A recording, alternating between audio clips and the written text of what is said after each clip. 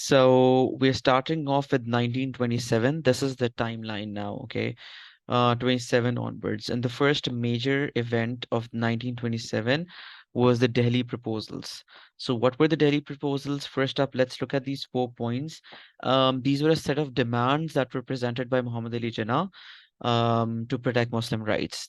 Why did the Muslims feel there was a need to present such a demand? Because you see, there have been a lot of violations before 1920, considering all of the reforms of 1919, 1909, 19, Ritzar massacre, the Rowlatt Act, the Montfort reforms, and then even during the Khilafat movement, because the Muslims were betrayed, the promises of the British weren't kept, the Khilafat was abolished, the Caliph was removed, right?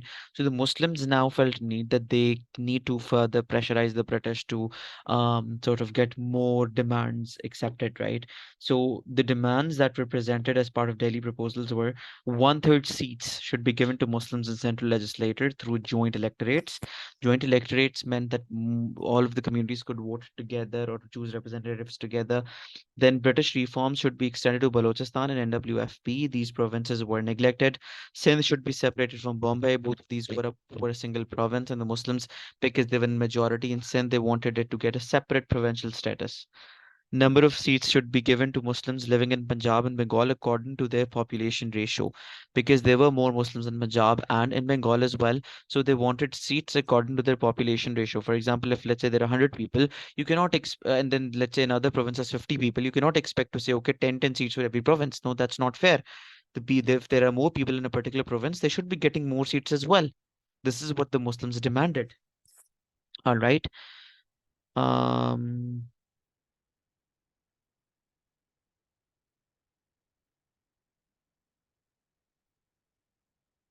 Okay.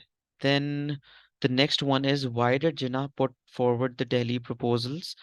Okay, the reason why the Delhi proposals were presented. Number one, protection of Muslim rights. All right. Very basic that Hindus were always campaigning against the separate electorate system of Muslims. They were campaigning against the weighted system in the councils. So the Muslims had to present such a set of demands to the British so they could protect their interests, their political rights, right? And then the next one was the cruelty of again, Hindus and British against Muslims. Hindus were again and again forcefully converting Muslims to Hinduism by force. And yeah, so these demands were to safeguard the interest of Muslims in India. Then Congress response. Congress influence was growing in India, and but it was always Hindu dominant. Muslims did come up with a separate political party as well, Muslim League. The major one of the major aims why the Muslim League was formed was to counter the growth of Congress and its inclination towards the Hindu population, right? So Muslims and Congress was campaigning for provincial autonomy, provincial governments. Muslims and Jinnah's ideology pre-partition specifically was a unified central government. Why? Because a unified central government would ensure that equal rights were given to all of the individual communities. Having a provincial government would mean that if let's say Hindus were in majority and Hindus were in majority in most of the provinces, it would mean that they would bring in their own laws, they would dominate over Muslims, right? So this is why Muslims and Jinnah in particular were not in favor of provincial autonomy. And this is why, to respond to Congress, they presented the Delhi proposals. Is this clear to all of you? Yes, sir. Yes, sir. Okay. The next one is Simon Commission of 1927. Now this particular measure was taken by the British. They had introduced this set of reforms through the Simon Commission. Simon Commission का background ये था कि there were two parties in England, Conservative Party and Labour Party. Conservative Party was like more strict towards Indians. Labour Party was more sympathetic. It was more inclined towards providing reforms to the Indians. Uh, Conservative, and then it was like 1927. This was the time when there were elections about to take place in the UK. So Conservative Party, it was fearing that it would get defeated by the Labour Party. Now to make it more popular, make themselves more popular, what they did was they introduced more policies. They introduced more reforms for the unions before the Labour Party could do so. All right. So this Simon Commission was presented at as a very as a response or as a result of a very political move by the Conservative Party. Okay. What this commission did was it was a seven-man commission chaired by Sir John Simon, who was the chair of this committee. Again, he was a British. Sir John Simon leading this committee. It was supposed to make recommendations for the upcoming reforms. All right. There was no Indian. This is what offended the Indians as well. If you're making reforms on the Indian, why are you not including any Indian in the committee, right? So what this commission did was they presented a report called the Simon Report. Just they approved provincial autonomy, a federal form of government. Was recommended, and diarchy was also encouraged and centered. They were like, okay, we can drop diarchy at the individual provincials level, but we need to have diarchy at this center, right? In this as a form of federation government.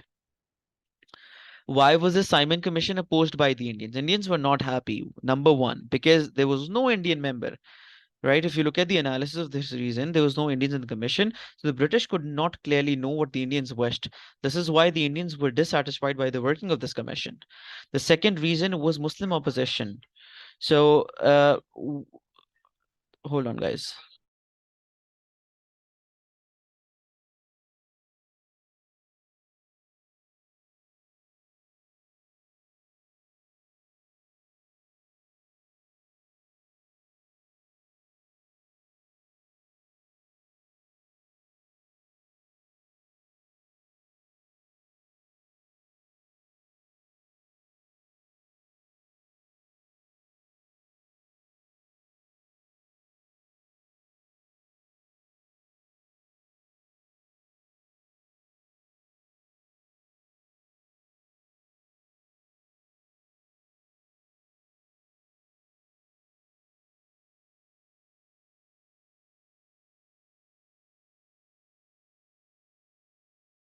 All right, sorry, guys.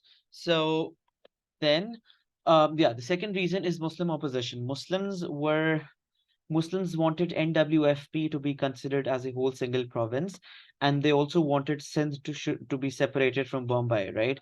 Simon Commission, they were expecting like, okay, if the British, you see, right, exactly the same year, 1927, Muslims had also presented Delhi proposals asking all of these demands to be accepted, and in the same year, they saw that Simon Commission was introduced, and they were expecting the British to introduce these policies or sort of accept the demands of the Muslims, but they didn't. So this is why the Muslims opposed.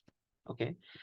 Then another reason was that they were not given more weightage and separate electorates as well. Muslims were now expecting that they might get a separate electorate system or more weightage considering the population of Muslims in Punjab and Bengal.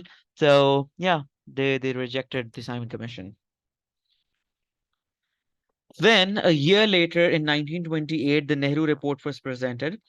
This Nehru report was presented by Jawaharlal Nehru in 1928. It was a set of demands by Congress. What were these demands? Number one, that India should be given dominion status. India should be federation and there should be two chambers in the parliament. Voting rights should be given to every adult men and women. Minorities should be protected. However, it discouraged separate electorates. So what happened here was the crux of this Nehru report was that British should leave India and they should let India be on its own, having a federal form of government where the center should have the entire power, and two chambers in parliament, the upper chamber and the lower chamber, and everyone should have voting rights. And they also were not in favor of separate Sir, electorates. Yes. what do you mean by dominion status? Dominion status is that entire power should be with the Indians. British should not interfere. Complete independence. Oh, Okay. okay, sir. So you see, this is how they had stretched the political affairs to an extent that now they were wanting independence.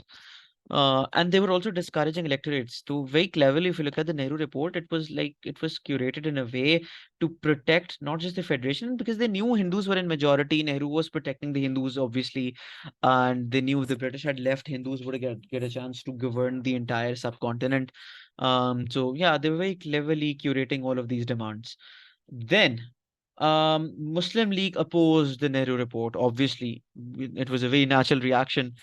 Number one, because they also, yeah, there was another point that they demanded Hindi to be the official language. Muslims were not happy with this. They wanted Urdu to become the official language. If you guys can recall the Urdu Hindi controversy of Sasid Ahmed Khan, you would know that this issue was like a it was an ongoing problem since a long time in the subcontinent, the language controversy, right? So Muslims had rejected this report. Then secondly, the separate electorate system, because the Nehru report rejected the electorate system. Muslims did not want to be dominated by the Hindus. This is why they rejected the Nehru report. And then the prevention on Muslims in some provinces. No, this point is not accurate. Muslims were not in favor of provincial autonomy, but they wanted autonomy in some provinces. For example, Sindh and NWFP, the provinces which were merged with Balochistan, and Sindh was with Bombay. So they wanted autonomy in these provinces where the Muslims knew they had this opportunity to govern separately. This is why they rejected the Nehru report. And then, in response to Nehru report, Jinnah presented the 14 points. 14 points were sort of a set of demands or a stance of the Muslims at this time. And it was made very clear that Muslims were supporting the two nation theory. And for the first time ever, they stated that Muslims, number one, okay, they need separate electorates, they want separate provinces as well. And they stated that this should be the 14 points should become a baseline for any future negotiations. All right. So the major points were number one, the electorate system, separate electorate system, Sindh and Bombay to be separated, and one-third seats for the Muslims, one-third seats of the entire seats in the parliament. So they could increase the representation. So why were the 14 points presented by Muhammad Ali Jinnah? We're looking at the 7-mark question. Number one, it was a response to the Nehru report. Jinnah's 14 points were presented by Jinnah in response to the Nehru report. The points of Nehru report were designed in a way that made the Hindus dominate over the Muslims. In response, Jinnah presented his 14 points in order to stop domination of Hindus over Muslims and to protect Muslim rights. So yeah, Jinnah knew that if, let's say, Nehru report had gotten accepted, it would be very problematic for the Muslims. So this is why they presented this ideology conflict or sort of a clash. They made it very clear that okay, we're not on the same page, and the Nehru report is not a representation of Indians. It is just a representation of Hindus. The second reason was that it was an outline of Muslim demands. Um, uh, you see, Jinnah wanted to pressurize the British and the Hindus, and they wanted to make it clear the Muslims would not accept any other reform which did not include 14 points. And the last one was to establish a baseline for all the future negotiations. Jinnah wanted to show the British and the Hindus that they would not allow any community to overrun their political India. So 14 points were a set of demands which would be considered as guidelines in all talks and decisions made for future of Muslims in India. Nobody else could make decisions for Muslims, not the Hindus, not the British. And Muslims had made it clear that we're going to be making our own decisions. Any questions, guys? Sir, please explain the 14 points again. The 4-mark question. You see, the 4-mark question of 40 points is you need to write about what this what this event actually was. So when Jinnah saw that Nehru report was very unfair, it was biased towards the Hindus, they needed a set of demands for the Muslims. They needed a policy to protect the Muslims. So this is why they presented these points. They were like, okay, whenever we're gonna talk now, we're gonna talk on these demands. 14 points were what the Muslims wanted at that time. You guys can research on these 14 points and you can like come across all of the 14 points. In fact, let me just show these 14 points to you. Hold on. So do we need to know all these 14 points? No, you don't. I'm just sharing these so you guys know what, just to have an idea. Otherwise, you don't need to learn these points. That's not important. Okay. Can you guys see the screen, the Google screen? Yes. Yeah, so these were the Yes, sir. 14 points. The very historic document, guys. You should know कि क्या हुआ था इसके अंदर. So number one, we'll just go through these so you guys have an idea of what was exactly happening and what the Muslims were wanting at this time. Federal type of constitution, the form of future constitution should be federal where the power is vested in the provinces. Provincial independence, a uniform measured autonomy shall be granted to all province. Effective representation of minorities. All legislators in the country and other selected bodies shall be constituted on the definite principle of adequate and effective representation of minorities in every province without reducing the majority or even equality. So effective representation, equal representation of minorities. This is what it meant. Muslims representation in certain central legislature. Muslims shall not be less than one third. So yeah, this one third representation. कि अगर central parliament है तो उसमें one third of seats should be for the Muslims. For example, अगर 90 seats हैं तो 30 should be for the Muslims in any case. Separate electorates. Representation of communal groups shall continue to be means of separate electorate as at present, provided it shall be open to any community at any time to abandon its separate electorate in favor of joint electorate. Separate electorates could be abandoned to form joint electorates, right? That should the flexibility honi chahiye thi. Protection of provinces and majority, any territorial redistribution that might at any time be necessary shall not in any way affect the Muslim majority in Punjab, Bengal, and NWFP province. Now, this meant that whenever, let's say, redistribution of land meant that अगर provinces की boundaries change हो रही हैं, land इधर से उधर हो रहा है, तो it should not affect the Muslim majority. Muslims majority or the population of Muslims in these provinces should be the same. Religious liberty. Liberty of belief, worship, observance, propaganda, association, and education shall be granted to all communities. Bill resolution about communities, no bill resolution or any part thereof shall be passed in any legislator or any other elected body in three-fourth, or if three-fourth of members of the community in that particular oppose. Yani agar if let's say three-fourth of the members of a particular parliament oppose any bill, that bill should not be presented. Right? Majority should be given the power. A very democratic system was being proposed. Sindh should be separated from Bombay, Balochistan, and NWFP reforms. Share of Muslims in services. Muslims should be given more part in government, in the services, in the military, right? Religious and cultural protection for Muslims, Muslims representation in ministries as well. Ministry of Foreign Affairs, Ministry of Defense, all of these government setups. Muslims should have proper representation in these ministries. Central constitution and agreement of provinces.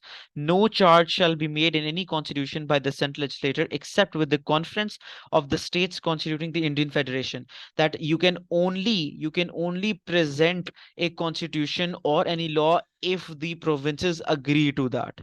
So these were the 14 points of Jinnah. Guys, do you now understand these? Do you get an idea what the Muslims wanted at that time? Sir, why did Yes, Jinnah want kind. Sindh to be separate?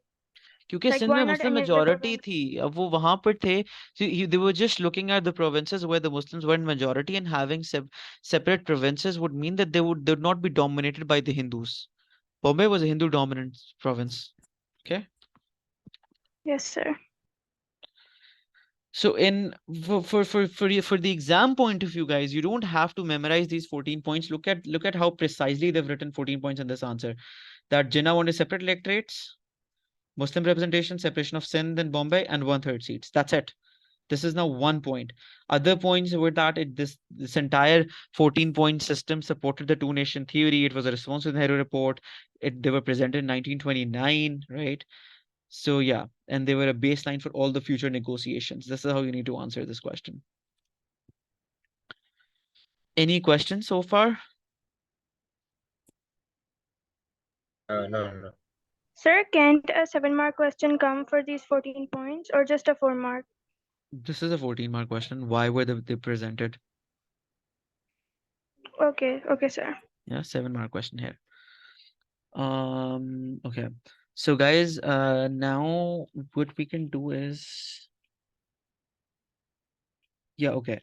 The next thing, we're moving on to 1930 now. The next important event of 1930, right 1 year after the 14 points, was the Allahabad Address. So this Allahabad Address was a conference that took place in Allahabad in 1930, and it was chaired by Allama Iqbal. So what this conference meant was that they encouraged the Muslims to struggle for an independent state. Now you see the Muslim leaders were more active. They knew they had to work very proactively towards the Muslim rights or the struggle for an independent India, maybe they would not, or an independent state. Now, this was the first time ever in Allahabad address that Allama Iqbal proposed the idea of an independent state. They had seen the dominance of Hindus. They had seen that the Muslim leaders they had forecasted that even if the British had left India, they would always be dominated by the Hindus. So the solution was in a separate country. So this is why they proposed an independent state, and Allahabad Address supported the two-nation theory of Sir Syed Ahmed Khan. Allama Iqbal also presented the idea of merging Sindh, NWFP, Punjab, and Balochistan and make it a separate country. Guys, you see, this is what Pakistan currently is. All of these four provinces, and this idea was floated like in 1930, even 17 years before Pakistan got independent. So this is when this idea was sort of floated, and you see how far-sighted these leaders were, who sort of proposed that these provinces could sort of merge into a separate country, and Muslims should have proper autonomy. Like they were thinking for the political autonomy of Muslims, for the religious autonomy, for the cultural autonomy, right? ये सारी चीजें बहुत important थी, और ये सारी struggle, this entire struggle was based on all of these and the freedom of the Muslims, right? And this Allahabad address also became a baseline for Lahore Resolution. We're going to talk about Lahore Resolution later on. It took place in 1940. But yeah, this was a very important moment in the history of the subcontinent when the Muslims finally knew, okay, this could be done as well. We could struggle for a separate country. And why was Allama Iqbal so important for the Muslims in India? Number one, because of his Allahabad address. Allama Iqbal became very popular Muslim leader at that time because he supported the two-nation theory, and he also gave the idea of this amalgamation of Muslim majority areas to form a separate Muslim country, right? And then advices. Allama Iqbal had always been a very important figure to the Muslim League because of his advices, right? He wanted the Muslims to organize themselves. He advised the Muslims to improve the image of Muslim League, because Muslim League up till now was also, there was an image problem with this political party. It was known as a party of landlords and very rich elite class of the Muslims. So they needed to rectify this image and inform the people that it was a representation of the entire Muslim community, and it was representing Muslims from any financial, religious, political, cultural background. Then it also then because Allama Iqbal supported it, he was a firm supporter of two-nation theory.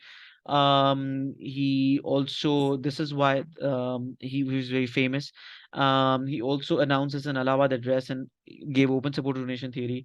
This proved to be an inspiration to Muslim leaders who became determined to protect their rights. This is very important, the analysis over here, that this particular point, his support for the two-nation theory, became an inspiration for all the future Muslim leaders. And then they knew what they were struggling for, right? They somewhat knew that this could be the path they could take for a movement further, right? And 10 years later, you'll see Pakistan movement in a full-fledged action, and you'll see how the Muslims would be struggling for a separate country. But this is where it all started. All right, guys, is this all clear to you, Yes, sir. everyone? Yes, sir. Yes, sir. All right.